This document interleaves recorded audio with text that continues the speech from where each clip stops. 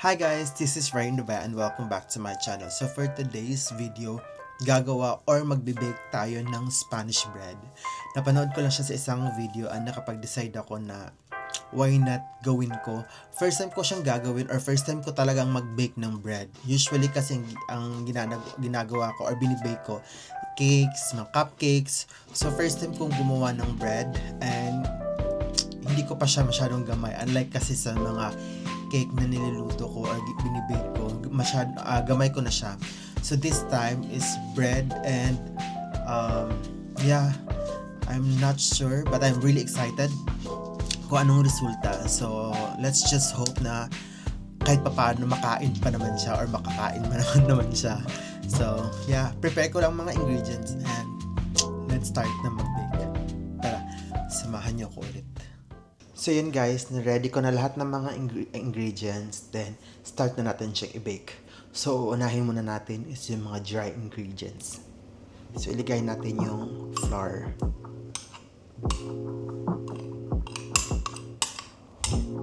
Then next, lagay natin is yung sugar. Then, 1 pack of yeast. So, it's 11 grams. Milk. And then let's add a pinch of salt. Small amount of salt lang. Next natin.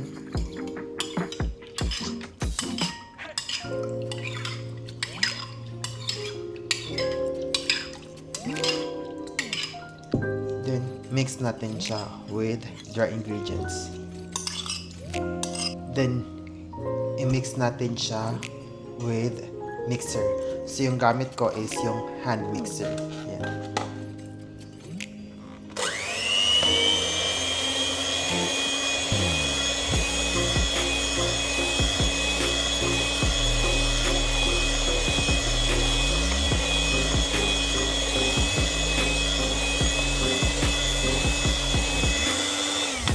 Add natin yung 3 eggs. So it's a medium size egg, so tatlo yung nilagay ko. Pero kung meron kayong large egg, dalawang large egg pwede na yun. So since medium yung egg ko, so tatlo yung ginawa ko.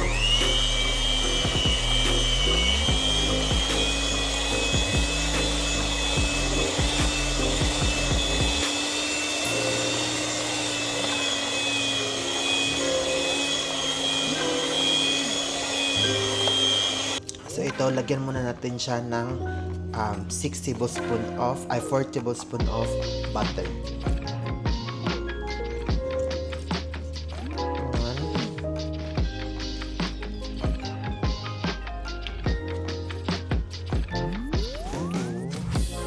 2, 3, 4. Then lagyan natin siya ng konting coloring para may kulay since Spanish bread usually may konting kulay. Let's use spatula.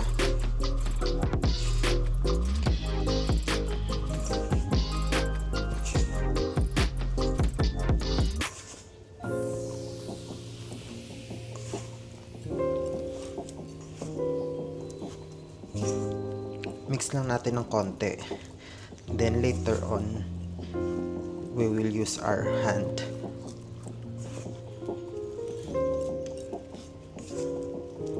Kasi yung mixer natin is hand mixer lang kasi siya.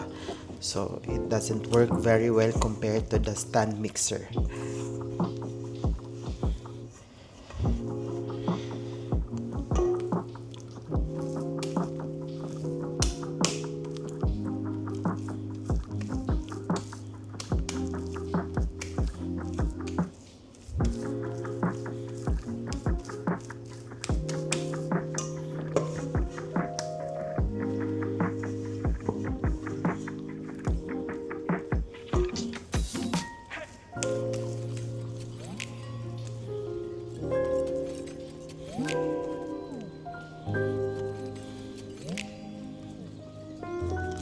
Then let it set for a while.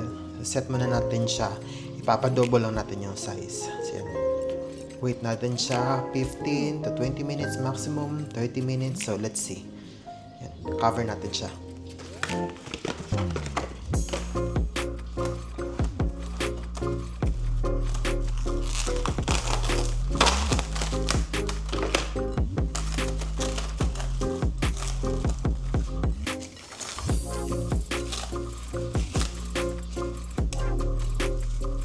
So, sa filling, lalagyan natin siya ng sugar. 1/2 cup of sugar. Then, butter. Hindi pala siya butter. Margarine.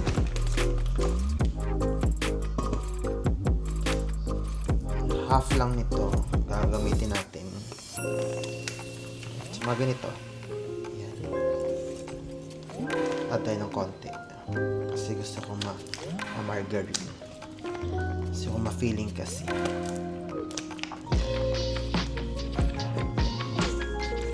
So, mix na natin siya. Matigas-tigas pa yung margarine.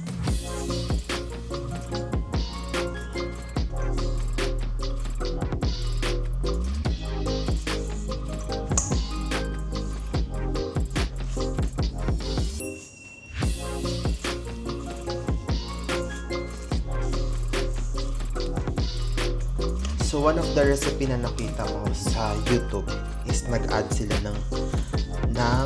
sa filling, nag-add sila ng breadcrumbs or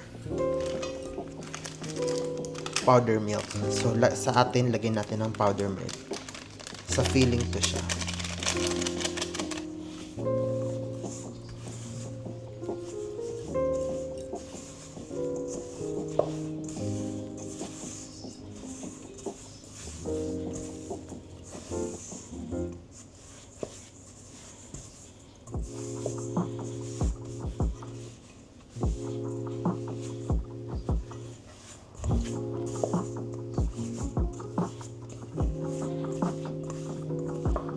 Ito. Okay na to. Then, gawa na tayo i-roll na natin yung bread. I-grease muna natin siya ng butter or margarine.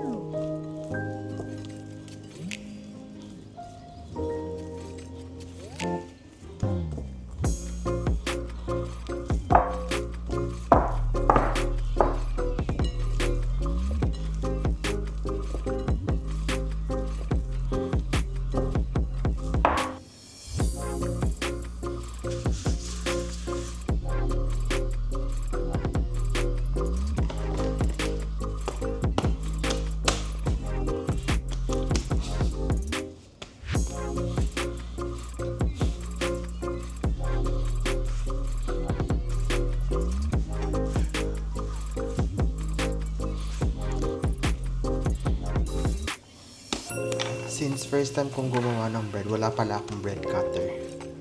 So, ito lang muna gagamitin natin. Hala.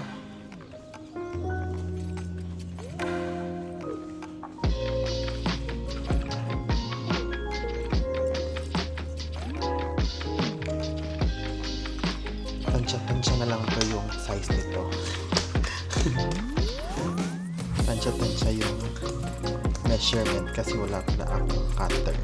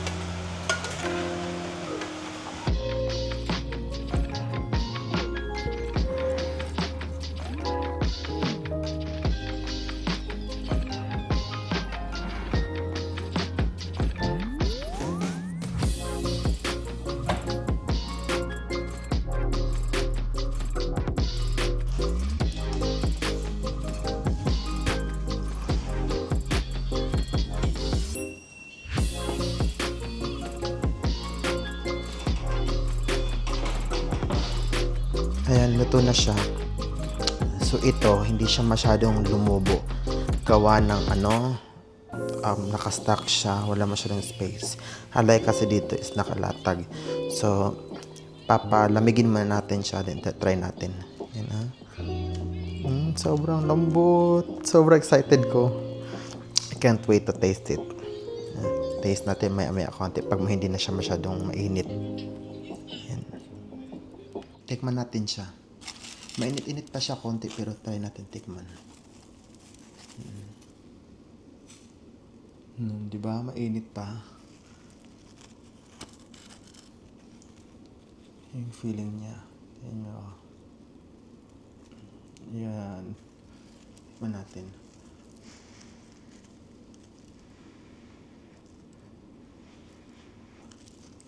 Mainit-init pa.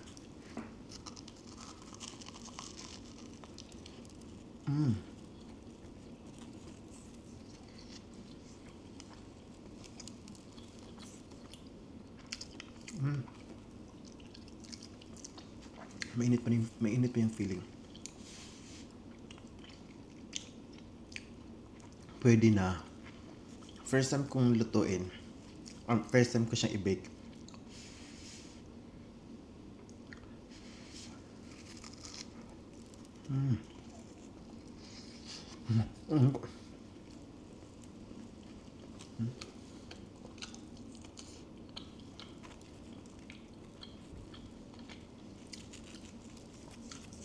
Hindi siya yung typical na Spanish bread. Siguro more practice pa, pero pwede na siya. Parang lang siya ordinary bread na may filling. Parang ganun.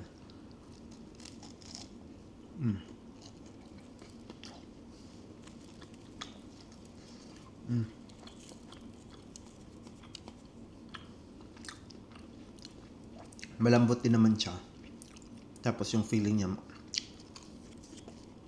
naharap din.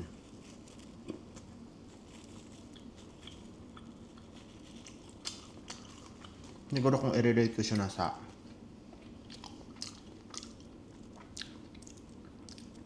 60%, 65%, parang ganun lang. Hindi siya dun sa level na Spanish bread talaga. Pero pwede na para sa akin. As a first timer, at first time ko ding mag-bake talaga ng bread. Kasi usually yung ginagawa ko talaga is mga cake.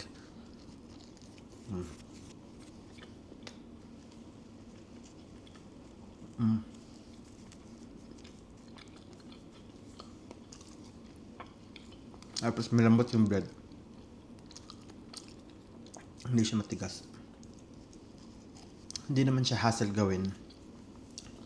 So, pwede na siya.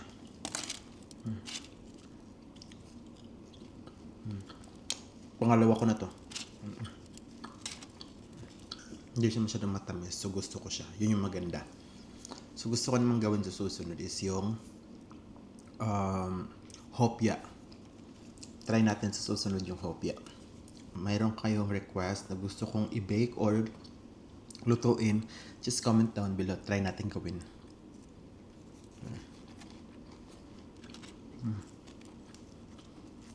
Guys, sana nagustuhan nyo itong video. Tsaka may mga request kayo na gusto kong lutuin or bake, just comment down below. See you next time!